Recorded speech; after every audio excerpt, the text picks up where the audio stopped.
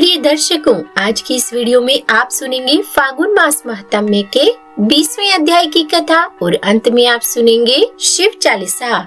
तो मैं मीनू शर्मा आप सभी का आपके अपने YouTube चैनल की कथा टीवी पर स्वागत करती हूँ। सभी को मेरा राधे राधे। देखिए प्रिय दर्शकों, आज तारीख है 21 फरवरी और वार है शनिवार और आज फाल्गुन माह के शुक्ल पक्ष की चतुर्थी तिथि है, जो रहेगी दोपहर 1:01 तक और उसके बाद प्रारंभ हो जाएगी पंचमी तिथि। और देखिए आज ब्रह्म मुहूर्त का समय रहेगा सुबह 5:21 से लेकर 6:09 तक और अमृत काल का समय रहेगा शाम 4:48 से लेकर 6:20 तक। और आज सूर्योदय का समय होगा सुबह 6:58 और सूर्यास्त का समय होगा शाम 6:22। और चलिए अब सुनाते हैं आपको फाल्गुन मास महात्म्य में आगे की कथा। श्री मार्कंडेय जी कहते हैं कि हे युधिष्ठिर, नर्मदा जी के उत्तर में अनंतपुर नामक एक स्थान है, जहाँ सब पापों का हरण करने वाला अनंत सिद्धि नामक लिंग है। उस अनंतपुर में ही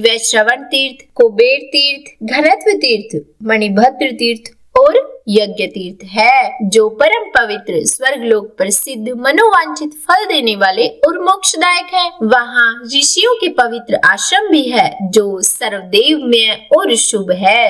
वहाँ सावर्णी, कौशिक, ऐघमर्शन, शाकल्य, कुशाकर्ण्य, शरभंग, अग्निगर्भ ये और तथा बहुत से उत्तम व्रत का पालन करने वाले महर्षि रह रहे थे, जो तपस्या करके इस नर्मदा तीर्थ के महात्म्य से स्वर्गलोक को प्राप्त हुए हैं। ऋषियों में श्रेष्ठ वाल्मीकि जी ने भी इस तीर्थ के प्रभाव से ब्रह्म तेज से संपन्न शरीर प्राप्त किया था। इक्ष्वाकु, कुवल्याक्ष, दिलीप, नहुष, वेणु, राजा ययाति, अजयपाल और है ये तथा अन्य बहुत से राजाओं ने अनंतपुर में निवास किया है। इस अनंतपुर के क्षेत्र में ही नर्मदा के तट पर जो भगवान महेश्वर निवास करते हैं, उनका विधि पूर्वक पूजन करने से वे सभी राजा स्वर्गलोक को प्राप्त हुए हैं। पर्यंक पर्वत से पश्चिम जहाँ तक अनंतपुर का क्षेत्र है, वह परम शुभ है। इसके अंदर जिसकी मृत्यु होती है, वह दान धर्म से रहित हो, तब भी 14 इंद्रों के समान स्वर्गलोक में उनकी प्रतिष्ठा होती है। इसके बाद द्वीपेश्वर नामक तीर्थ है, जो व्यास तीर्थ कहलाता है। वहाँ स्नान करके मनुष्य अश्वमेघ यज्ञ का फल पाता है। वह इच्छा अनुसार उत्तम फल देने वाला श्रेष्ठ तीर्थ है। द्वीपेश्वर में स्नान करने से जो वृषभ दान करता है, वह स्वर्णमयी विमान से स्वर्गलोक में जाता है। जो मनुष्य कार्तिक के कृष्ण पक्ष की चतुर्दशी तिथि को उपवास करके अपनी इंद्रियों को संयम में रखते हुए वहां भगवान शिव को स्नान कराता है, वह सब पापों से मुक्त होकर रुद्रलोक में सम्मानित होता है। ब्रह्मा आदि संपूर्ण देवता और तपोवन ऋषि व्यास तीर्थ में जाकर भाविक आत्मा भगवान शंकर की स्तुति किया करते हैं। दूसरी जो भी सिद्ध गंधर्व, किन्नर और नाग आदि हैं, वे नाना प्रकार के स्तोत्र से भगवान शंकर की स्तुति करते हुए कहते हैं कि जिनके हाथ में शक्ति है, जिनके समान शक्तिशाली कोई भी दूसरा नहीं है, वे समस्त देवताओं द्वारा आराध्य और पूजित सर्वश्रेष्ठ भगवान भूतनाथ, जिसको चाहे ऊंचा उठा सकते हैं, जिसे चाहे अवनति में डाल सकते हैं, जिनके एक बाण से त्रिपुर भस्म कर दिया गया, जिनके ललाटवर्ती नेत्रों द्वारा देखने मात्र से ही कामदेव भस्म हो गया और जिन्होंने अपने श्रेष्ठ त्रिशूल से अंधकासुर को चीर डाला, उनके साथ भला कौन विरोध कर सकता है। जिन्होंने अपने जटा के अग्रभाग में जल राशि की उत्ताल तरंगों से संयुक्त माँ गंगा को धारण कर रखा है, जिनके चरणार विंदों के अंगुष्ठ का जरा सा दबाव पाकर लंकापति रावण भी मूर्छित होकर गिर पड़ा था, जिन्होंने समस्त देवताओं और असुरों के सामने दक्ष के यज्ञ का क्षण भर में ही विध्वंस कर डाला था, जिनके लिंग में विग्रह के पूजन से मनुष्य मनोवांछित फल प्राप्त कर लेते हैं, उन भगवान शंकर के समान या उनसे बढ़कर दूसरा भला कौन देवता है। जो भी विधि विधान से महादेव जी की आराधना करके या फिर यशाशी, शक्ति इत्यादि स्तोत्र का हर दिन प्रातः काल प्रयत्न पूर्वक पाठ या फिर स्मरण करता है, वह भगवान शंकर का पार्षद हो जाता है। जो इस स्तोत्र का महादेव जी के समीप पाठ करता है, उसके ऊपर व्यासेश्वर शिव जी तथा नर्मदा जी दोनों ही प्रसन्न हो जाते हैं और इसके बाद उत्तम व्रत का पालन करने वाले मुनियों और व्यास जी ने नर्मदा तट पर पितरों का श्राद्ध किया। यहाँ श्राद्ध करने से पितृगण 12 वर्षों तक तृप्त रहते हैं। श्री मार्कंडेय जी कहते हैं कि हे राजन, व्यास तीर्थ के अलावा एक दूसरा परम पुण्यमयी तीर्थ भी है जो सब पापों का नाश करने वाला है। वहाँ अश्वमेघ यज्ञ से प्रकट हुई वरांगना नदी बहती है। वहाँ नर्मदा और वरांगना के संगम में स्नान करने से अश्वमेध यज्ञ का फल मिलता है। चाहे स्त्री हो या पुरुष, सभी वहाँ स्नान करने से रोग मुक्त रहते हैं। त्रिपुरी के पूर्व भाग में दक्षिण दिशा की ओर सभी लोगों पर कृपा करने के लिए भगवान शंकर विराजमान है, इसीलिए विद्वान पुरुष उसे शिव क्षेत्र कहते हैं। सूर्य ग्रहण के समय इस शिव क्षेत्र को कुरुक्षेत्र के समान बताया गया है। कुरुक्षेत्र में 85 तीर्थ है और यहाँ पर भी उतने ही है। इस क्षेत्र में देवेश्वर भगवान मधुसूदन भी उत्पालवर्त नाम से निवास करते हैं, जिनके सहस्रों मस्तक है। भगवान श्री हरि, महादेव जी और तीसरी नर्मदा नदी, ये तीनों इस क्षेत्र के परम आराध्य देवता हैं।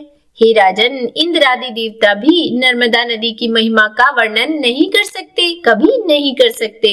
इसमें स्नान करने से मनुष्य का फिर इस संसार में दोबारा जन्म नहीं होता। उक्त स्थान में देवादिदेव महादेव के पूजन से मनुष्य गणपति पद को प्राप्त होता है। उस तीर्थ में प्रकट हुए शंख चक्र गदाधारी भगवान विष्णु के ब्रह्मा, इंद्र आदि देवताओं द्वारा उपासना की जाती है। श्री विष्णु के क्षेत्र में मिट्टी को प्राप्त हुए कीट पतंगे भी हरिधाम को चले जाते हैं। मनुष्य अपने वश में हो या दूसरों के वश में, जो संगम तीर्थ में अपने प्राणों का त्याग करता है, वह 10,000 वर्षों तक विद्याधर लोक में राजा हो जाता है। हे युधिष्ठिर, जो यहाँ तिल और जल से पितरों का तर्पण और उन्हें पिंडदान करता है, उसके पितृ तृप्त होकर परम गति को प्राप्त होते हैं। एकादशी को निराहार रहकर कंद और पुष्पों से भगवान विष्णु का पूजन करें। रात्रि में जागरण करके दीप जलाएं और फिर द्वादशी को पंचगव्य लेकर हविष्यान से पारण करें। पारण के पहले ब्राह्मणों को भोजन कराकर उन्हें दक्षिणा दें। जो मनुष्य पवित्र और एकाग्रचित होकर उस क्षेत्र में ओम नमो भगवते वासुदेवाय नमः है, इस 12 अक्षर मंत्र का जाप करता है, वह फिर से गर्भ में नहीं आता और ना ही उसका कभी जन्म होता है। वह अपने अनेक जन्मों के भयंकर पापों को भी उसी प्रकार तत्काल भस्म कर देता है, जैसे कि आग रुई के ढेर को और सूखी लकड़ियों को जला देती है। हे राजन, इसके बाद नर्मदा के उत्तर तट पर परम उत्तम कपिला तीर्थ है, जो सब पापों को हरने वाला है। पुरुष हो या स्त्री, अगर वे जितेंद्रिय होकर यानी कि अपनी इंद्रियों को वश में करके उस तीर्थ में स्नान करने के बाद देवताओं और पितरों का तर्पण करते हैं, तो तीनों ऋणों से मुक्त हो जाते हैं। उस तीर्थ में ब्राह्मणों को भोजन कराकर मनुष्य परम गति को प्राप्त होता है। उसके बाद नर्मदा के उत्तर तट पर त्रिपुरी नाम से विख्यात एक उत्तम तीर्थ है, जो तीनों लोकों में विख्यात है। हे राजन, वहाँ 1.25 लाख तीर्थों का निवास है। उस तीर्थ में 108 स्वयंभू शिवलिंग विद्यमान है। यह वही स्थान है जहाँ त्रिशूलधारी देवादिदेव महादेव ने त्रिपुर को मार गिराया था। यहाँ देवादिदेव महादेव के नाम से कीर्तन और नर्मदा जी के जल द्वारा उनका स्नान और पूजन करने से ब्रह्म हत्या भी नष्ट हो जाती है। गंध, पुष्प, धूप, दीप और वैभव विस्तार से पूजन करने पर जो पुण्य मिलता है, उसकी गणना सहस्रों वर्षों में भी नहीं की जा सकती। भगवान शिव के उद्देश्य से जब दान किया जाता है, तो उस दान का पुण्य असंख्य हो जाता है। वे सभी मनुष्य धन्य हैं जो त्रिपुरी में स्नान करने के बाद महादेव जी का दर्शन करते हैं। और जो मनुष्य त्रिपुरी में निवास करता है, वह साक्षात कैलाश में निवास पाता है। जो इच्छा से या अनिच्छा से भी त्रिपुरी में अपने प्राणों का त्याग करता है, वह विमान द्वारा महादेव जी के परम धाम में जाकर वहाँ के दिव्य वैभव का उपयोग करता है। वहाँ देवेश्वर त्रिपुरारी शिव 33 कोटि प्रसिद्ध देवताओं के साथ निवास करते हैं, इसीलिए त्रिपुरी क्षेत्र को शिव क्षेत्र कहा गया है। उसकी लंबाई और चौड़ाई 2 कोस की है। इस बीच में जिनकी मृत्यु होती है, वे शुभ गति को प्राप्त होते हैं। यहीं पर सब सिद्धियों को देने वाले गोकर्ण महादेव, वटेश्वर सिद्धलिंग, सुरेश्वर, अनंगेश्वर, वामदेव, कपाल मोचन, ब्रह्मेश्वर, अमरेश्वर, यज्ञेश्वर, अग्निगर्भ, गायत्री लिंग, सावित्री ज्योतिर्लिंग तथा रोहिणी तीर्थ आदि है। विष्णु, मरीचि, मैत्रेय, विभांड पुत्र ऋषि श्रृंग, तपस्वी शौनक तथा उग्र तपस्वी दुर्वासा आदि 50,000 सिद्ध त्रिपुरी में निवास करते हैं। इस पुरी की स्तुति तो सहस्रों वर्षों में भी नहीं की जा सकती। जिसमें कपिल मुनि का अवतार हुआ था, वह काल संज्ञक स्वयंभू मनवंतर प्राप्त होने पर अयोध्यापुरी में महायशस्वी मनु नामक एक चक्रवर्ती राजा हुए थे। उनका जन्म सूर्यवंश में हुआ था। उन्होंने भगवान शंकर और श्री विष्णु की आराधना करके अयोध्यापुरी को प्राप्त किया था। जैसे कुबेर की अलकापुरी विख्यात है और जिस प्रकार देवराज इंद्र की अमरावतीपुरी मनोहर है, अयोध्या भी वैसी ही बड़ी शोभा संपन्न है। वहाँ रहकर महाराज मनु 7 द्वीप, 9 खंड तथा पर्वत, वन और काननों सहित समस्त पृथ्वी का पालन किया करते थे। एक दिन पूर्णिमा को एक पहर रात बीत जाने के बाद राजा के कानों में आकाश में विचरने वाले विमानों की घंटियों के शब्द सुनाई दिए। उनमें संगीत और वाद्य की ध्वनि भी हो रही थी। यह देखकर और सुनकर राजा को बड़ी हैरानी हुई। वे सोचने लगे कि ये विमान किसके हैं जो मेरे ही भवन के ऊपर खड़े हुए हैं, और ये कितना साहस भरा काम है, ऐसा भला कौन कर सकता है। इस प्रकार सोच विचार में पड़े राजा की वह रात बीत गई। सूर्योदय होने पर नित्य कर्म का अनुष्ठान पूरा करके राजा मनु ने वशिष्ठ मुनि जी से कहा कि हे महामुनि, यह मेरे महल के ऊपर किसका विमान है और यह किस कर्म के फल से या फिर किस किस दान और नियम के पालन से प्राप्त होता है। क्षत्रिय वंश में उत्पन्न होकर जो पृथ्वी का शासन करता है, वह यज्ञों का अनुष्ठान करके माता और पिता के कुल को स्वर्गलोक में पहुंचाता है। वास्तव में तो उसी राजा का जन्म सार्थक है जिसके शासन में इस भूमंडल पर किसी प्रकार का कोई पाप कर्म नहीं हो पाता हो। दूसरे लोग तो केवल माता पिता को कलेश देने के लिए, उन्हें दुख देने के लिए ही उनके पुत्र रूप से जन्म ग्रहण करते हैं। तब राजा मनु के ऐसा कहने पर वशिष्ठ जी कहने लगे कि हे महाभाग, पुराण और वेदों से बाहर जो कर्म किया जाता है उसकी साधु पुरुष कभी प्रशंसा नहीं करते, क्योंकि उसके द्वारा धर्म की हानि होती है। नर्मदा के तट पर त्रिपुरी नाम से विख्यात एक तीर्थ है। वहाँ जिन जिन लोगों ने यज्ञ, दान और होम आदि सत्कर्म किए हैं, उन्हीं के विमान महल के ऊपर खड़े हुए थे। हे महाराज, एकमात्र नर्मदा देवी ही ऐसी है जिन्होंने समस्त पापियों और दुराचारियों को स्वर्गलोक में पहुंचाया है। संसार समुद्र में डूबे हुए पाप से दूषित मन वाले जीवों को भी स्वर्गलोक में पहुंचाने के लिए यह नर्मदा नदी दिव्य विमान स्वरूप है। हे महाभाग, श्री ब्रह्मा, विष्णु और महादेव को छोड़कर दूसरा कोई भी एक मुख वाला पुरुष नर्मदा नदी के पुण्यों का वर्णन कभी नहीं कर सकता। नर्मदा नदी के तट पर किए गए तप, दान और सत्कर्मों के पुण्य की भी कोई गणना नहीं कर सकता।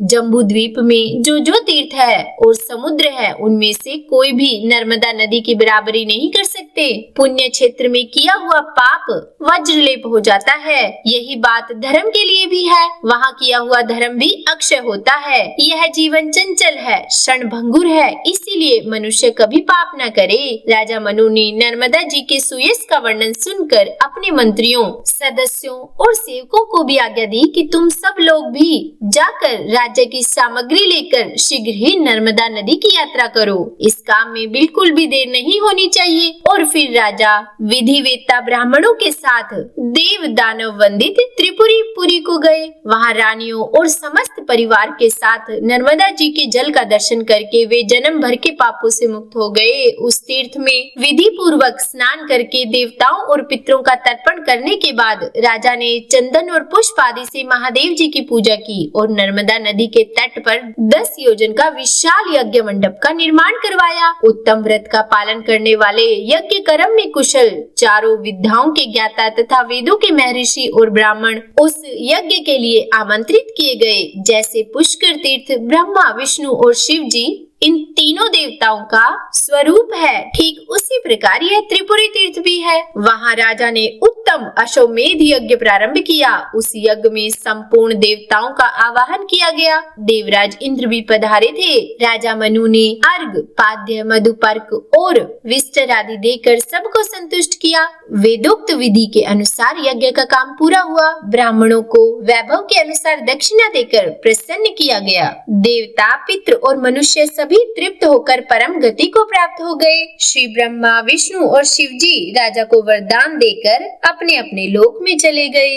इस तीर्थ में किया हुआ तप और दान सब कुछ अक्षय हो जाता है और इस प्रकार महातेजस्वी महाराज मनु का यज्ञ पूरा हो गया। तब उन्होंने हाथ जोड़कर नर्मदा जी से कहा कि हे देवी, केवल सहस्त्र चंद्रायण और सैकड़ों सोमयाग का जो फल है वो आपके जल का पान करने मात्र से ही होने वाले पुण्य की बराबरी कभी नहीं कर सकता। हे देवी, आपने संपूर्ण जगत को तथा समस्त चराचर जीवों को व्याप्त कर रखा है। जैसे आग रुई के ढेर को जला डालती है, उसी प्रकार आपका जल स्नान, आवाहन, पान, स्मरण और कीर्तन करने से मनुष्य के अनेक जन्मों के पाप राशि भस्म हो जाती है। हे देवी, आप पितरों के हित की कामना से स्वर्ग की सीढ़ी बनकर आई हो। चारों प्रकार के जीवों को अब स्वर्ग लोक में पहुंचाओ। हे नर्मदे, लोक में जो कोई भी नदियां और नाना प्रकार के तीर्थ हैं, उन सब की जननी आप ही हो। आप पितरों का उद्धार करने वाली परम शक्ति हो।